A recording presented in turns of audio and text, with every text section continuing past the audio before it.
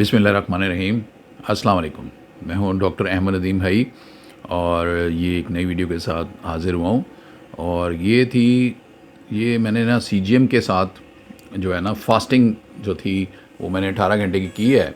और उसमें मैंने अब देखिए ना ये इस वक्त 105 है। तो सीजीएम एक इंतहाई अच्छा एक इंस्ट्रूमेंट है। तो मेरे ज़हन में हमेशा आता था, अक्सर लोग भी कहते थे मैं जी वो आज अचानक मेरा शुगर का लो हो गई, मैं फ़लाँ काम ज़्यादा कर रहा था, नाश्ता लेट किया। मेरे ज़हन में था कि अगर आप फास्टिंग कर रहे हैं तो आया एक नॉर्मल आदमी के लिए या एक प्री डायबिटिक के लिए या जो एक इवन डायबिटिक के लिए जो दवाई नहीं खा रहा, कोई इंसुलिन नहीं लगवा रहा, सल्फोनाइल यूरिया जो पुराने ज़माने की जो शुगर की दवाइयाँ थी वो नहीं खा रहा, तो आया उसकी शुगर लो हो जाती है कि नहीं होती। तो ये मेरे जहन में हमेशा से था कि आया उसकी क्या था। तो ये सीजीएम लगाया हुआ था, मैंने कहा चलो ये अच्छा टाइम है, एक एक्सपेरिमेंट करके देख सकते हैं। तो उसके बाद जनाब जब हमने ये सीजीएम लगा कि आज अब इसकी दो हिस्से हो सकते हैं इस वीडियो के, लेकिन मैं चाहूँगा कि इसको एक लाइट सा वीडियो रखें, सिर्फ इसी पे रहें कि भाई हमारा शुगर की में क्या ब्लड ग्लूकोज लेवल में क्या चेंजेस आई एक्सरसाइज के दौरान। और इसमें हमने अपना मेरा डॉग है रोमियो, तो उसके साथ वॉक भी कराई कि कोई 3 किलोमीटर की, और इसके बाद जिम में जाके शाम को एक्सरसाइज भी की, लाइट सी एक्सरसाइज, लेकिन अब की बात है वो भी आधा घंटा की होगी। तो उसके बाद और शुगर को मैं मॉनिटर करता रहा। इससे मैं कॉन्फिडेंट भी था कि शुगर मेरी जो है लो नहीं हुई अभी।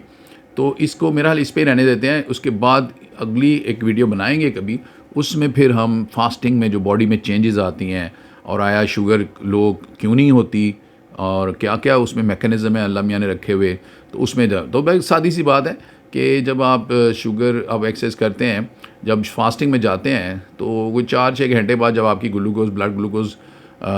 इस्तेमाल हो जाती है, तो लिवर में एक जो ग्लाइकोजन की सूरत में ग्लूकोज जो डिपॉजिट हुई होती है वो आपकी सेफ्टी के लिए इसी काम के लिए होती है, तो वो यूज़ होना शुरू हो जाती है। तो इसी तरह है कि जैसे कि आप एक अमीर आदमी है तो उसके पास जैसे कैश ख़त्म भी हो जाएगा तो बैंक में भी पैसे रखे होंगे, ठीक है, कोई उसके पास सोना भी होगा, उसके पास जायदाद भी होगी, उसके पास गाड़ियाँ भी होंगी, किसी भी चीज़ को बेच के वो कैश रुपया में कन्वर्ट कर सकता है। या जैसे आप ग्रॉसरी स्टोर से ग्रॉसरी लाते हैं और आप उसको फ्रिज में रख लेते हैं, तो उसके बाद जब जो कोई चीज़ ख़त्म होगी तो आप फ्रिज से फिर निकाल के किचन में ले आएंगे। तो मतलब है कि वो हर दफ़ा ग्रॉसरी स्टोर जाने की ज़रूरत नहीं है, एक आपको कुशन या एक रिज़र्व आपने फ्रिज में भी रखा हुआ है। तो इसी तरह एग्जांपल्स हैं। तो आपके लिवर में इसी तरह एक ग्लाइकोजन सूरत में शुगर है, उसके बाद आपकी चर्बी भी है जिस्म में। तो जो पेट पे चर्बी होती है जो विसल, तो वो जो चर्बी है, अगर आप स्टारवेशन या बहुत बहुत देर भूखे रहेंगे तो आहिस्ता वो चर्बी भी इस्तेमाल होना शुरू हो जाएगी। और वो कीटोसिस है, हम पहले भी बात कई दफ़ा कर चुके हैं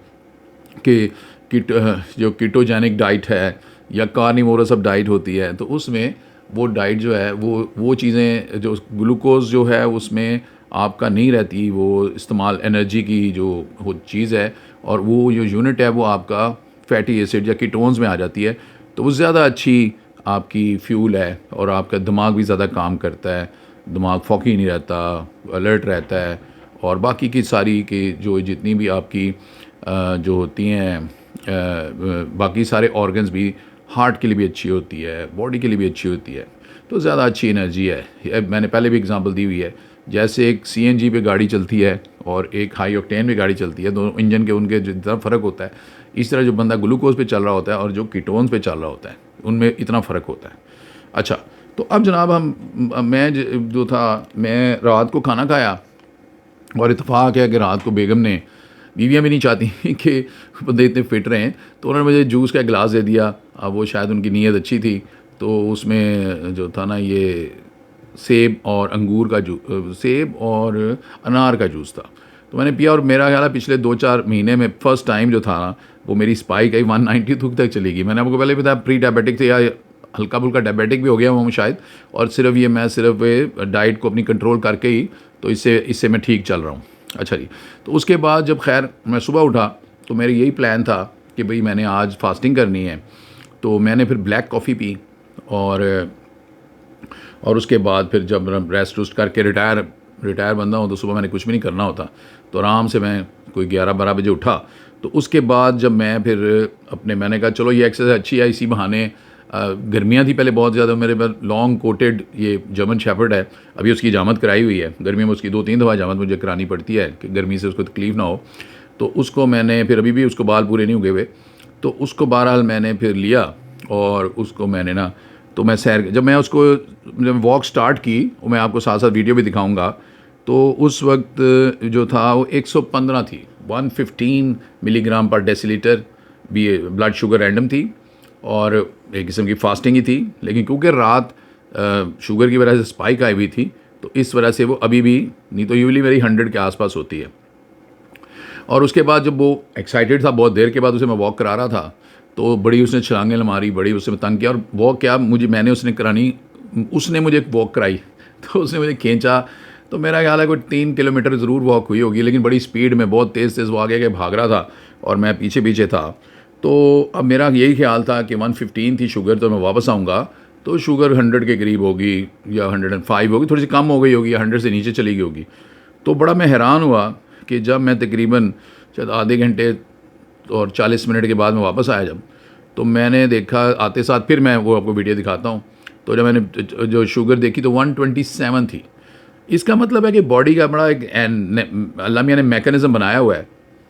कि भाई उसको आपने, अगर आपने काम करना शुरू करना है तो किसी तरह बाकी की बॉडी में जहाँ जहाँ ग्लूकोज हो सकता है तो वो टूट टूट के ग्लूकोज बनाता है। हार्मोन्स कोई बनते होंगे, जैसे कॉर्टिसोल है, जैसे ग्रोथ हार्मोन है, जिस इस तरह की, तो वो सारी सब,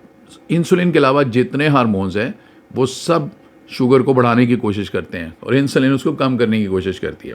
तो बहुत ही ये हैरत की बात है कि 3 किलोमीटर, जो कि 6 किलोमीटर के बराबर था, क्योंकि रोमियो ने मुझे बहुत ज़ोर लगा के मुझे उन्होंने बहुत भगाया। तो उसके बाद जनाब फिर मैं वापस आ गया, खैर थोड़ा सा आराम विश्राम किया। शाम को मैंने कहा चलो जी ये तो एक हो गया, तो अब मेरी और ज़्यादा देर हो गई हुई है फास्टिंग को।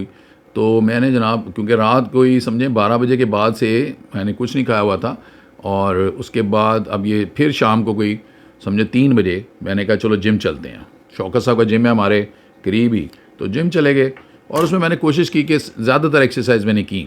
थोड़ी थोड़ी सारी एक्सरसाइज की, बहुत ज़्यादा वेट नहीं उठाया मैंने, और कोशिश यही की कि भाई ये एक्सरसाइज जो है सारी हो जाए तो फिर, और लेकिन मेरे जहन में फिर था कहीं ना कहीं कि अब तो मेरी कोई हो गई हुई हैं तकरीबन समझ लें 12-14 घंटे, कोई 12 to 14 आवर्स हो चुके हैं फास्टिंग के, तो शायद कहीं हाइपोग्लाइसीमिया या शुगर लो ना हो जाए। तो वो जनाब ये हुआ कि उसके बाद मैंने एक्सरसाइज जब करनी शुरू की तो मुझे लगा कि एनर्जी जो है ना वो इतनी कम नहीं है, एनर्जी ठीक है। और जब मैंने लास्ट एक्सरसाइज की ना, और वो रोप्स के साथ जो कार्डियो होती है, तो यूजुअली मैं क्योंकि इतना फिट नहीं हूँ, मैं बहुत ज़्यादा रेगुलर एक्सरसाइज भी नहीं करता, थोड़ा सा ओवरवेट भी हूँ, तो मैं बहुत मुश्किल से वो करता हूँ। तो लेकिन कल जब मैंने की तो मुझे लगा जैसे बड़ा ईजी महसूस कर रहा हूँ मैं, तो वो मुझे लगा यही कि एनर्जी लेवल मेरा बहुत अच्छा है। तो वो बहरहाल खैर हमने वो ख़त्म की, और उसकी भी मैंने जब मैंने एक्सरसाइज शुरू की तो उस वक्त जब मैंने ली तो ब्लड शुगर रैंडम 110 थी, और जब मैंने एक्सरसाइज ख़त्म की तो मेरी ब्लड शुगर लेवल तकरीबन उतनी ही थी, 111 थी, यानी सिर्फ 1 मिलीग्राम। यानी इसका मतलब यह है कि जितनी भी मैंने वहाँ पे एक्सरसाइज की तो हमारी कहीं ना कहीं से सिस्टम चल रहा था कि शुगर कहीं ना कहीं से टूट के बन रही थी और बर्न हो रही थी, या शायद कीटोन्स बर्न हो रही थी। बहरहाल शुगर पे कोई फ़र्क नहीं पड़ा, और शुगर वन, तो अब उससे मैं फिर वही है, बड़ा इंटरेस्टिंग ये ऑब्जर्वेशन है कि एक तो ये कि एक्सरसाइज के दौरान मुझे कहीं महसूस नहीं हुआ कि मेरी कोई शुगर लो है, और उसके बाद ये है कि उसके बाद भी जब एक्सरसाइज के एंड में भी जब मैंने कार्डियो की रोप्स के साथ, तो उसमें मुझे ज़्यादा मेरा ख्याल है कभी भी मैं इतनी आसानी से वो रोप्स वाली एक्सरसाइज नहीं की जिस तरह मैंने कल की। और मैं वो मतलब वीडियो बनाने के बाद भी मैं उसको और भी 2-4 मिनट कर सकता था, लेकिन मैंने, क्योंकि मेरे जहन में था कि रात से फास्टिंग है तो कहीं चक्कर ही ना आ जाए, और क्योंकि मैंने अभी शुगर चेक उस वक्त तक चेक नहीं की हुई थी, तो फिर जब मैंने शुगर चेक की तो पता लगा यार शुगर को तो कुछ भी नहीं हुआ।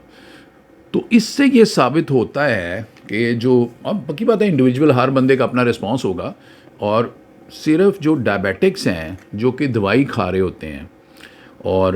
दवाइयाँ खा रहे होते हैं या इंसुलिन लगा रहे होते हैं, उनकी शुगर लो हो सकती है, हाइपोग्लाइसीमिया हो सकता है। उनको ज़रूर ज़हन में बात रखनी चाहिए, जेब में कोई मीठी चीज़ रखनी चाहिए, ताकि ज़रा सा भी शक पड़े शुगर, इवन चाहे उनकी ज़्यादा भी हो तो थोड़ी सी शुगर ले भी लेंगे तो कोई नुकसान नहीं होगा, लेकिन लाइफ सेविंग है कि शुगर एकदम बहुत लो ना हो जाए, कि गिर ना जाए वो, उनके लिए ये तो ठीक है। लेकिन जो दवाइयाँ नहीं ले रहे होते, उसमें बड़ी रेयर है, कोई बहुत ही कोई रेयर बीमारी हो, कोई इंसुलिन का कोई ट्यूमर बन रहा हो, उसको छोड़ के उनमें शुगर लो नहीं हो सकती। मैंने एक दो दिन पहले एक खातून आई, तो मैं पूछ रहा था, मैंने कहा अच्छा, वो बड़ी वीकनेस सब कुछ था, मैंने कहा भाई आपको कोई शुगर वगैरह तो नहीं है? उन्होंने कहा नहीं, उनका बेटा साथ था, नहीं इनकी शुगर लो हो जाती है। मैंने कहा शुगर लो हो जाती है क्या मतलब है, शुगर की दवाई खाती है? नहीं नहीं, शुगर नहीं है इन्हें, लेकिन इनकी जब भी शुगर करते हैं, चेक करते हैं, लो होती है। मैंने कहा यार बड़ी इंटरेस्टिंग बात है ये, तो चलो चेक कर लेते हैं। तो मैंने जब शुगर चेक की तो मेरा ख्याल है कोई 350 शुगर थी उनकी। तो ये हम कई दफ़ा एज्यूम कर लेते हैं कि कोई तबीयत ख़राब हो रही है, चक्कर आ रहे हैं, कोई पसीना आ रहा है, तो हम समझते हैं कि शुगर लो हो रही है। लेकिन शुगर चेक करें तो कई दफ़ा शुगर ज़्यादा होती है, नॉर्मल होती है। तो ये जो थी ना, ये जो ये इस सीजीएम की वजह से, क्योंकि सीजीएम लगा हुआ था, नहीं तो शायद मैं इतना मैं रिस्क नहीं ले सकता था कि मैं 16 घंटे 17 घंटे उसमें हूँ, वो मुझे वो फास्टिंग हो और मैं एक्सरसाइज करूँ या मैं वॉक करता जाऊँ, और वो भी रोमियो के साथ वॉक करूँ। तो ये सिर्फ इसकी वजह से था कि मुझे पता था कि भाई मैं शुगर साथ साथ चेक करता जाऊँगा। और मैं तो ये एक्सपेरिमेंट जो है, तो इस एक्सपेरिमेंट अब इसको देख लें आप, कि इसमें इसके बाद हम दोबारा कोई वीडियो बनाएंगे जिसमें आपको एग्जैक्ट जो भी चेंजेस आती हैं फास्टिंग के साथ, और हर मज़हब में रोज़ा रखना या फास्टिंग है। और दूसरी बात है, मेडिकल में तो अब दो तरह की फास्टिंग हो जाती है कि भाई आप पानी भी साथ पी सकते हैं, एक फास्टिंग वो है, और एक फास्टिंग है कि जिसमें आप पानी नहीं पीते, ठीक है, जैसे हमारे मज़हब में रोज़ा होता है। तो दोनों के अपने फ़ायदे हैं, शायद पानी ना पीने का ज़्यादा फ़ायदा है वो उस फास्टिंग का। मैं डॉक्टर खालिद जमील साहब का एक वीडियो देख रहा था, तो उन्होंने कहा था जी पानी वो शायद 3 गुना ज़्यादा उसका फ़ायदा है। तो बहरहाल फास्टिंग का बहुत फ़ायदा है, तकरीबन सारी बीमारियों का ये इलाज है फास्टिंग। तो आपको रेगुलर फास्टिंग करनी चाहिए, हफ्ते में 1 दिन फास्टिंग कर लें, रोज़ इंटरमिटेंट फास्टिंग जो सबसे इंपॉर्टेंट है। मैं इंटरमिटेंट फास्टिंग पे था पिछले कुछ 10 दिन से, तो इसलिए मैं बड़ा कॉन्फिडेंट था कि मैं तो इतनी तो अक्सर ही इतनी फास्टिंग कर लेता हूँ, तो मेरे लिए कोई इतना मुश्किल नहीं होगा। इसमें सिर्फ एक्सपेरिमेंट में मैंने ये किया कि मैंने इसमें वॉक भी कर ली, और इसमें मैं इसके बाद मैंने जिम भी जाके दरमियानी से एक्सरसाइज कर ली। तो इससे जो मेरे जहन में एक थोड़ा सा एक झाका था, एक थोड़ा सा शक था कि कहीं हाइपोग्लाइसीमिया तो नहीं हो जाएगा काम, अगर मैं ज़्यादा काम कर लूँगा या मैं एक्सरसाइज कर लूँगा या मैं वॉक कर लूँगा, वो मेरा ठीक हो गया। तो अब हम फिर किसी वक्त दो फास्टिंग के फ़ायदे और फास्टिंग के एग्जैक्ट कोई बॉडी में क्या क्या चेंजेस आती हैं, कि इंटरमिटेंट फास्टिंग 18 घंटे की और 24 घंटे की, हम फिर इंशाल्लाह अगली वीडियो में बताएंगे। तो लें जनाब, बहुत शुक्रिया जी, खुदा हाफिज़।